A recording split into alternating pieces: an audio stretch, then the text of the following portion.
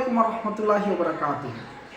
মরহুম শেখ মুজিবুর রহমান সাহেব বাংলাদেশ স্বাধীন হওয়ার পর বলেছিলেন যে সবাই পায় সোনার খনি আর আমি পেয়েছি চোরের খনি। বাংলাদেশ নিঃসন্দেহে একটি খাই খাই দেশ। এটা এমন একটা দেশ, এদেশের যে জায়গায় যে দায়িত্ব পালন করে সে সেখানেই দুর্নীতি করে। সেই দুর্নীতির থাবা থেকে কিন্তু বাঁচতে পারেনি বাংলাদেশ ক্রিকেটও। বাংলাদেশ ক্রিকেট বোর্ডের দুর্নীতির কথা আমরা কিন্তু অনেক আগে থেকেই শুনছি, কিন্তু সেই দুর্নীতি ক্রিকেট বোর্ড পরিচালক নির্বাচক থেকে শুরু করে এখন সেটার প্রভাব পড়েছে বাংলাদেশ ক্রিকেটের মাঠের খেলায়।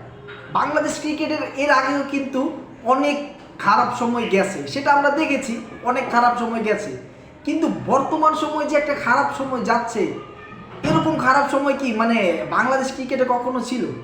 আপনি বলতে পারেন যে আরো 15 বছর 20 বছর আগে বাংলাদেশ যখন কেনিয়া জিম্বাবুয়ের সাথে হারতো, কেনিয়া জিম্বাবুয়ে তখন উন্নত মানের ভালো দল ছিল। 2003 সালের কেনিয়া আর জিম্বাবুয়ে কিন্তু 2003 সালের ওয়ার্ল্ড কাপের সেমিফাইনাল খেলছিল, এটা আপনি মনে রাখবেন। আর বাংলাদেশ তখন করেন একদম নিম্নমানের একটা দল, কানাডার সাথে হারে কেনিয়া, তারপর আরও ছোট স্কটল্যান্ডের সাথে হারে, নেদারল্যান্ডের সাথে হারে, এমন একটা অবস্থা ছিল বাংলাদেশ ক্রিকেট দলের। আর বর্তমানে তো বাংলাদেশ টিম কিন্তু এখন বড় টিম হয়েছে, ভালো ভালো প্লেয়ার বের হয়েছে। তারপর এখন বাংলাদেশ সাবেক বিশ্ব চ্যাম্পিয়ন, বর্তমান বিশ্ব চ্যাম্পিয়নদের টেক্কা দিয়ে কথা বলে। এই সময়ে এসে বাংলাদেশ টি-20তে টানা 2টি ম্যাচ যুক্তরাষ্ট্রের মতো দলের সাথে হারে।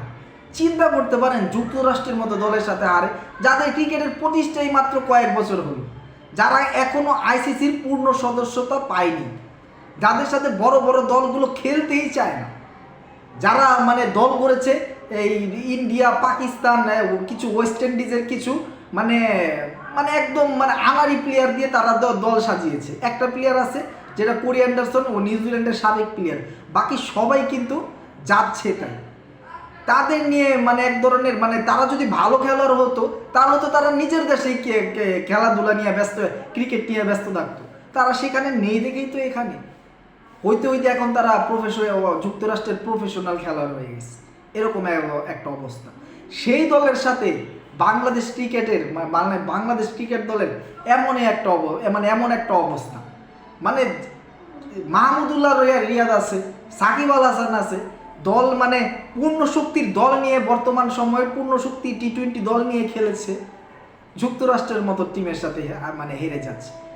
বাংলাদেশ ক্রিকেটে তো রাজনীতি অনেক আগে থেকেই ঢুকে গেছে। রাজনীতি করে সে বাদ দেওয়া হলো, যে সে প্রথমে মাশরাফিকে ক্যাপ্টেন্সি সরাই দেওয়া হলো, তারপর তো দল থেকে ছেটে ফেলা হলো, তারপরে এই যে তামিম ইকবালকে কত নাটক করায় ছেলেরা আবার দলে আইন না, আবার তাকে বাদ দেওয়া হলো।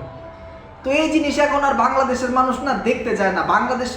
বাংলাদেশের মানুষের প্রাণের খেলা ক্রিকেট।